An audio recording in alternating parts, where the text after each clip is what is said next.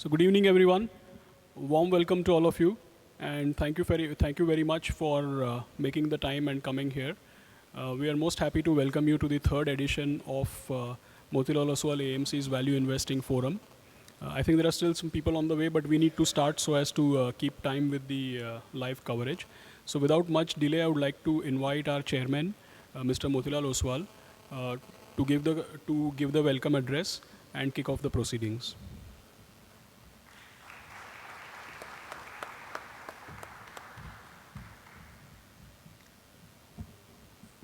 Very good evening, friends. Pleasure for me to welcome you formally for our third Value Investing Forum. The object for this forum is to create awareness about our philosophy, which we strongly believe in, that is value investing. And we not only believe, but we also have been practicing for long.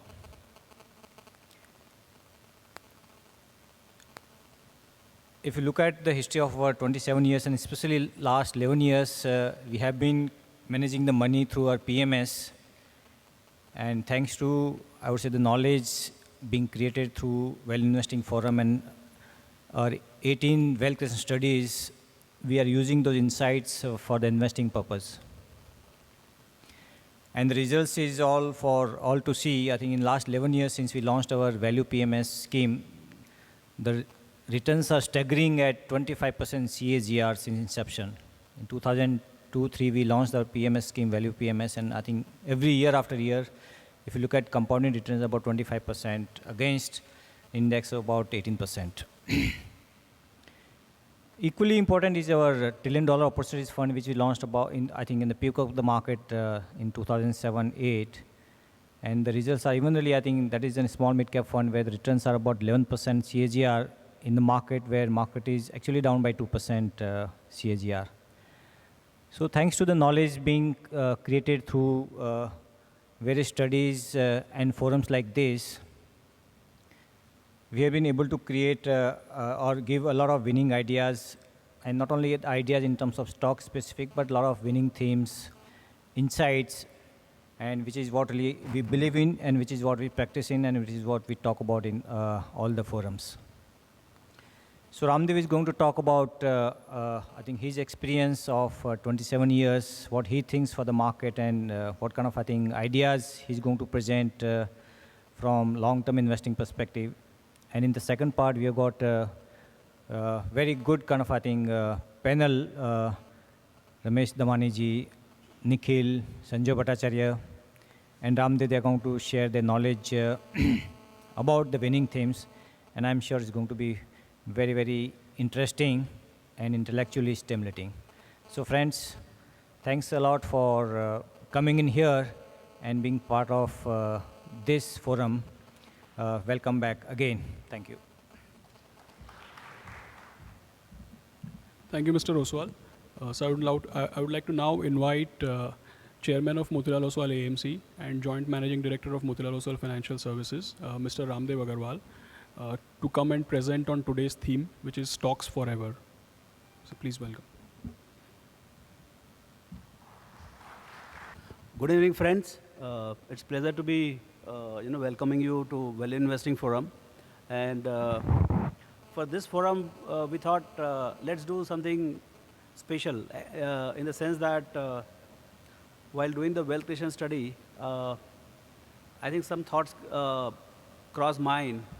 What should be this 5-year rolling we have been doing. So let's look at what it would have been in 25 years. That is the longest data series you have in India, electronic data series about corporate performance and everything else. So we said, let's look at 25 years. That's a nice rounded sum of 25 years. So how does, which are the companies which were there? Because that's how, when we started our career 25 years back. So we have lived this entire 25 years. How does it feel to look little longer?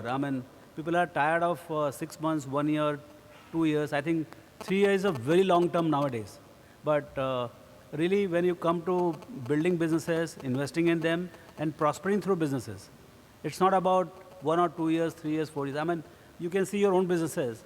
How many years it has taken for you to build a small franchise of your own, and how long it is going to take. I mean, how long it will be that your businesses will become bigger. So like Motilal Oswal is now 25 years old, and we feel very young, very, very young. So I think in corporate history, in corporate longevity, 5-10 years is not a very long what you call profile, and with the new advent of management technologies in terms of you can recruit the best of the talents all over the world to take care of your companies. Now the companies are not dependent on what happens to the promoter.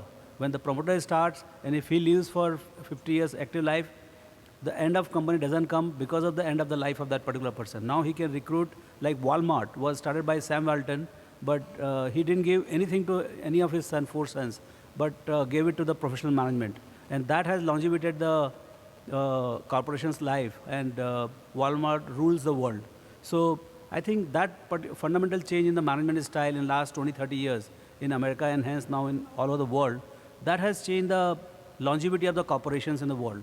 And hence a thoughtful investor can invest not only for next 3, 5, 10 years, but it can invest for much longer period. So, and there is no conflict between the short term and long term. So we said, let's look at how things have happened in 25 years. Because fundamental thing about buy right and sit tight is that you have to buy right fundamentally. If you don't buy right, in that case, sitting tight is one of the biggest curse. So you must get the buying right for making money through this particular slogan. So what is investing? I mean, let me just, for a sec, let me remind you what is the definition of investing means. Investing is foregoing current consumption or purchasing power now in order to have, in order to be able to consume more in the future. So you are surrendering current purchasing power to get more purchasing power in the future. Earlier it was thought that laying out today's money to get more money in the future, but that was not, that was very simplistic, and it was not taking care of the corrosive influence of inflation. So when you look at the purchasing power, you are surrendering certain purchasing power today to get more purchasing power in next 5, 10, 15 years. So if you buy 100, if you give 100 rupees today, tomorrow if you get 105 rupees, but inflation is 10%, so you're not making money. You have to get more than 110 rupees to get some purchasing power gain. So what is happening is in fixed income market, people are gaining 8%, 7%, 7.5%, but actually inflation is 9.5%, and that too post-tax. Inflation is always post-tax. So people are not, by going to the fixed income, people are not gaining any purchasing power advantage. At best, they are able to kind of preserve the purchasing power. But I think most of the guys here, they are trying to help the investors or their clients gain more purchasing power. So how do you gain more purchasing power? So these are the, is it clear? Can you see this? But I think I'll just speak about it. It will take some time before slides start becoming meaningful here. If you have been to fixed income only, in last 34 years, the fixed income has gone 16 times. So, but rupee value has gone down from 100 to 6 rupees. So because of inflation, the decline in the value of rupee is almost 1/15. So when you have your fixed income has gone from 100 to 1600, actually you have gained nothing. The 100 remains 100. Gold has gone from 100 to 4,000, so 40 times. Stocks have done about 21,000 to 211 times, whereas the dividend return of index is about 354 times. So this doesn't take care of any kind of outperformance, but just the index is more like 354 times. So if you look at the 25 years, exactly 25 years back, the index was 398. 400 was the Sensex number, which is today 21,000. So it is, including dividend, it's about 32,000. So one has become literally 50 times. Just the Sensex has become 50 times in these years, whereas the fixed income would be more like 12 to 13 times. So that's the kind of gap we are talking about. This is how the power of compounding works. I mean, as the growth rate and the longevity, when both they combine, people are focused onto the growth rates, but not the longevity of the growth rate. When this growth rates go to, say, more like 20-25%, but the number of years it compounds is instead of 5 years, 10 years, 15 years, and 20-25 years. When you look at a 25-year line, at 25% it becomes 265 times. At 30% it goes to 706 times. And at 35% it becomes 1800 times. Now, it looks that I'm doing it only on the slides. But I will show you some of the companies which have achieved this. So this is the 25-year result. Can you read this? I mean, is it visible? So yeah, so I'll read it out for you. In 25 years back, ITC was the company which was available at 111 crores. For 111 crores, you could buy entire ITC, which is today, 31st March is 2,44,000 crores, and probably now it is more like 250,000 crores. So that's the kind of change which has happened in 25 years. And ITC was 25 years back also, it was a monopoly tobacco company, and now also it's a monopoly tobacco company. Blue chipness of ITC has never been diminished. So this money is not made in last 1 year. This money is made in every single year from 1988 till now. It is 35% compounded. And on that 111 or whatever is the valuation, the total dividend in last 25 years is 23,000 crores. 23,000 crores is the total dividend. And 23,000 crores, the present value of those 23,000 crores, because dividends came in 88, 89, 90, 92, which you further reinvested. It could be about 60,000 crores at 15% compounded. So the amount of money which has this one company has made is quite staggering. I mean, this is the source of inspiration. Because, see, every company doesn't go through the ITC kind of phase. But if you become lucky, I mean, there must be a lot of investors here whose clients would have benefited out of this particular company. Next is Hero MotoCorp, second best company in last 25 years, Hero MotoCorp. These are the companies which were listed in 88. I mean, your Infosys, your TCS, Wipro, they came much later. Hero MotoCorp has done 31.6%. This company was available at 25 crores, 12.5 rupees price, 20 crores equity. So I know this company was available for 25 crores. On 31st March, it was 30,000 crores. Right now, as we talk, it is 40,000 crores market cap. The total dividend in last 25 is more like 9,500 crores. So these are the, I mean, very inspiring stories. Now, cement company like Ambuja Cement. Ambuja Cement was just about formed right in front of me. Anil Singh and all were CFOs. This stock was 24 crores at that point of time. Now market cap is about 25,000 crores. And they have given about 4,000 crores dividend, 27.5% compounded. So the list goes on. Asian Paints, ACC, Bosch, the Myco, then Castrol India, Munjal Showa, Unilever, Nestle. I mean, if you see next 25 companies, you'll get to them. So look at ITC. ITC market cap 111 crores. Now it is 244,000 crores, 36% compounded. It is multiplied by 2,400 times in 25 years. 100 times every year. That's the power of compounding and longevity. So, you know, this is something which is, Infosys and all, they will also find it very tough to match. So this is the power of even old economy consumer monopoly. The only thing is the cigarette smokers, they don't have any choice but to give tax every day to this particular company. Hero MotoCorp, multiplied by 600 times in 25 years. 1,600 times in 25 years. 32% compounded. So, I mean, I've been a significant beneficiary of this particular stock. I've been holding from 97 till date. I bought it, when I bought it, it was about 1,200 crores market cap, but this was only 25 crores market cap 10 years back. So between 87, 88 and 98, when I bought, it had already moved by 10 times. So, you know, this stock has been staggeringly performing for last 10 years. Sorry, last 15 years for me, and 25 years you have seen 1,600 times. Look at Ambuja Cement.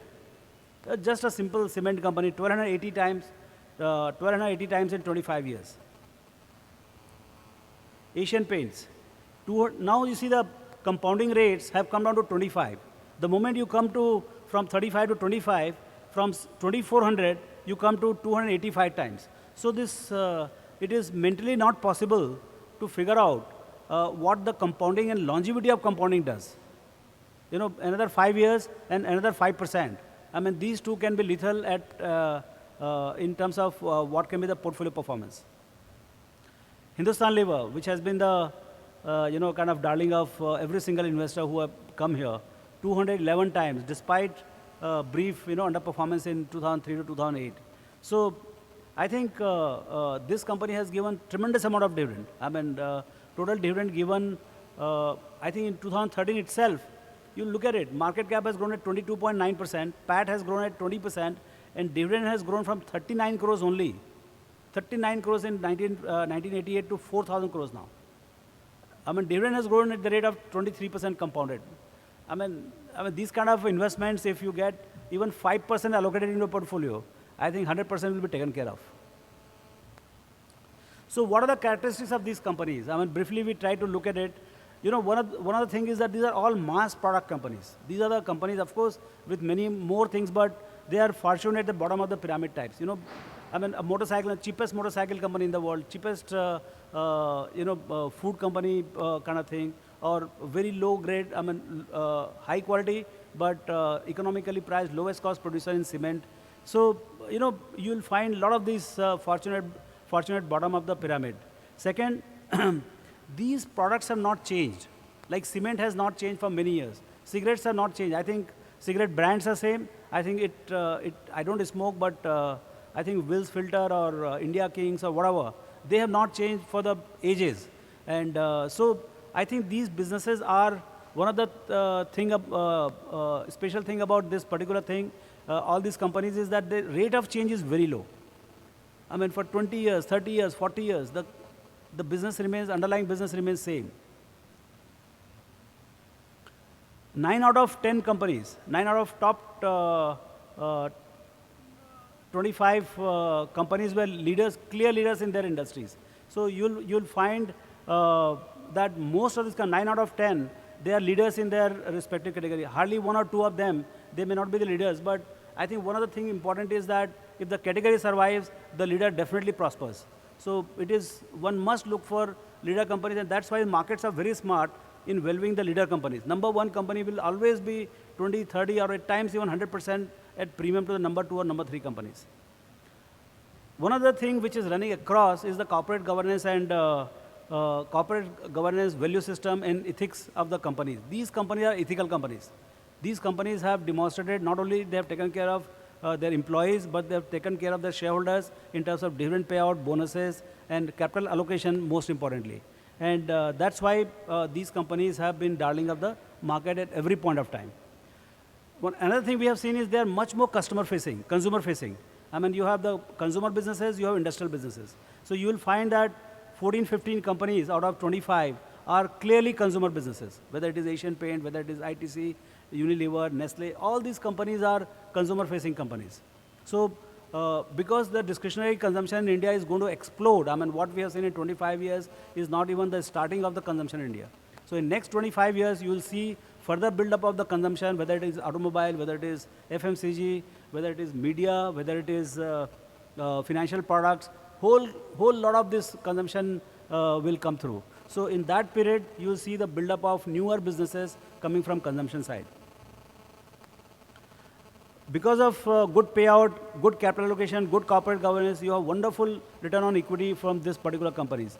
Except for one company, I think every company has consistently more than 15% return on equity in this particular category. And very few companies have even less than 20%. So clearly, profitability and sustenance of profitability is one of the things which you get to see. I mean, bad companies don't last. So when you buy good companies, you have to make sure that these are profit-making, cash-oozing machines. Rewarding the minority shareholders that I have told you, I mean, their bulk of them have payout ratios more than 25%, and very strong growth engines. So quality you need quality, you need growth. Both of them you need across the categories. So these are the observations of last 25 years. So we said, let's look at the market, how they have behaved. I mean, because closer home, there are a lot of challenges in terms of equity investing. We know the customers are, our clients are not that aligned to investing in equity. So what is that which is keeping the people away? One of the things is the people don't look at, the recency effect is very high.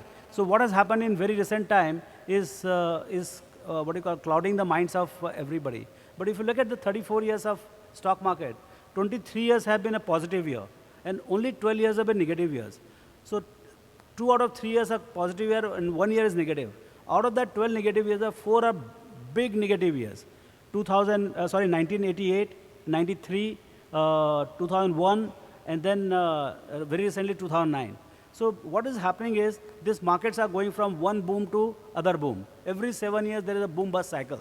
So 85 boom got busted in 88, 92 boom got busted in 93, 2000 boom, Y2K boom got busted in 2001, and 2007 Lehman Brothers global credit boom got busted in 2008.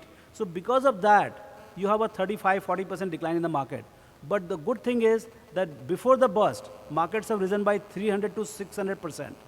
It has the big burst in the market, which is always the fear in the mind of the investors, has never happened unless the market has risen big time. So right now markets have corrected.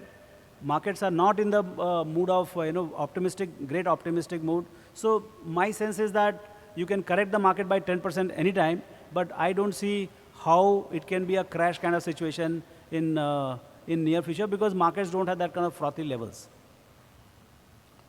So our investing style is, the process is laid out very clearly, and it's very simple process, and that's why we can talk about it in a very in few minutes.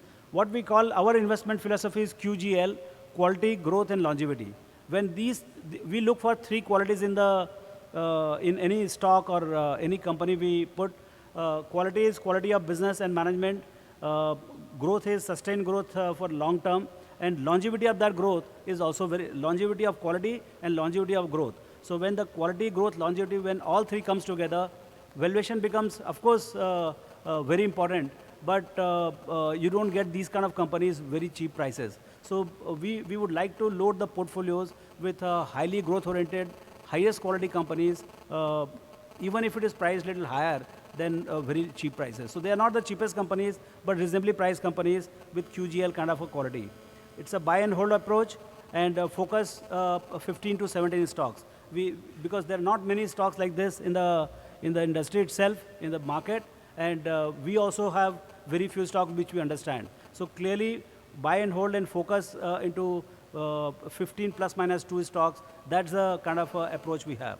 And so how do we pick up the stock? I mean, what exactly is the steps we go through? A business we understand very clearly. 95-97% of the job is a business we understand.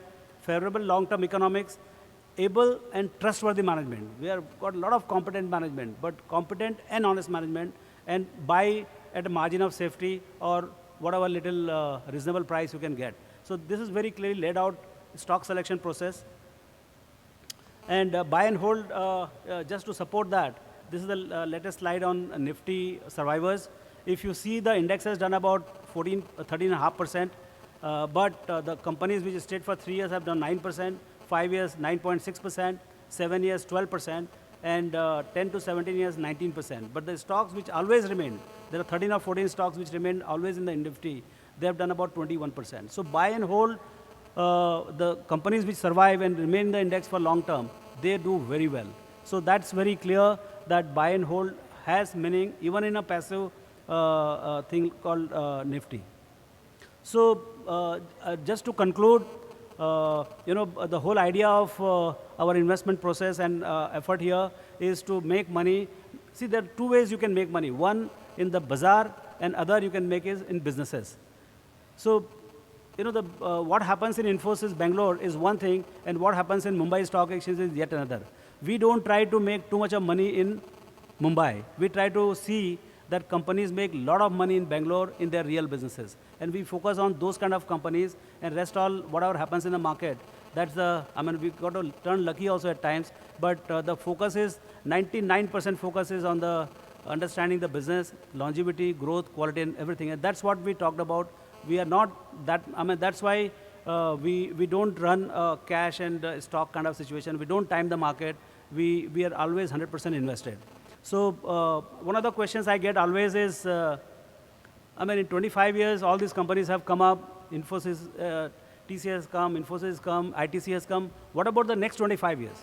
So if you listen to Phil Fisher, and I share that, in spite of very many spectacular investment opportunities that existed 20, 25, or 50 years ago, there are probably even more such opportunities available today. So last 25 years was very inclusive, very small economy of India, about $2 trillion. Now the next 25 years or next 5, 10, 15 years is going to be very global.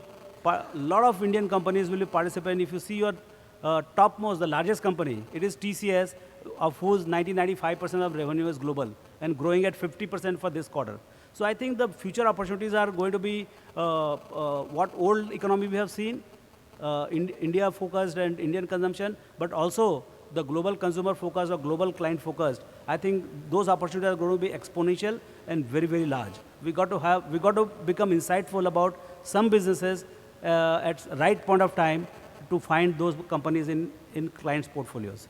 So those were the thoughts about last 25 years of wealth creation. My only recommendation is buy right, sit tight. Thank you.